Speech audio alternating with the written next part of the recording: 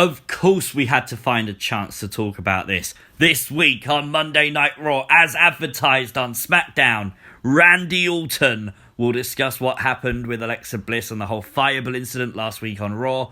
And if that wasn't enough for you Blissfits and Fireflies, of course, Alexa Bliss herself will take on Asuka in a non-title match this very week on Raw. It's literally Blissmas all over again. WWE themselves are booking it just like that. Advertising Alexa facing Asuka in the non-title match and the fallout with Randy Orton. Now you have to believe this is in response to the fact that Alexa Bliss has constantly been trending on YouTube, which is super difficult to do, obviously. And she's constantly done it in her recent Raw segments. WWE are going to position her very highly on the show because of things like this. You think they have the Raw product itself, and what people forget is that this video from YouTube alone for WWE would have netted thousands of dollars.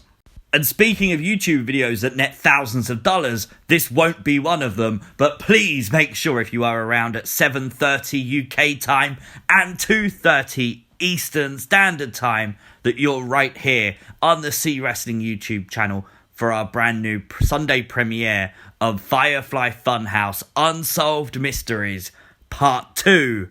It's super stacked.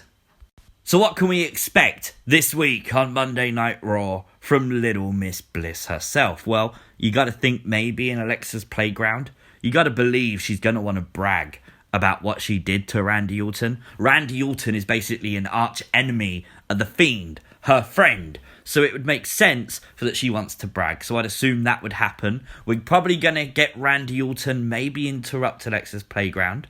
I kind of thought maybe they might keep Randy off of Raw this week. They're obviously not going to go that direction. So it will be interesting to see if he's got any scars from the fireball to the face. Possibly.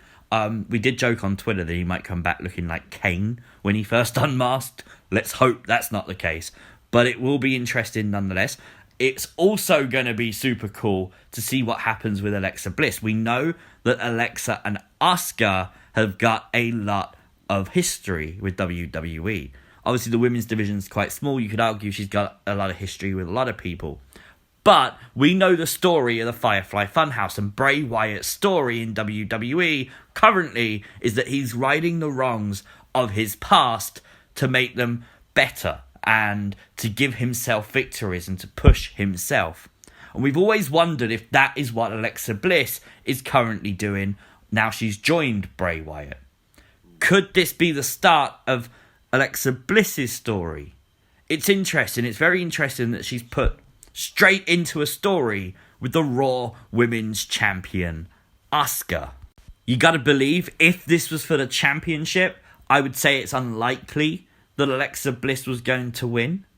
But, on the other hand, because it's a non-title match, Asuka losing doesn't change the actual championship. So you gotta believe, from that point of view, maybe Alexa's going to win this match.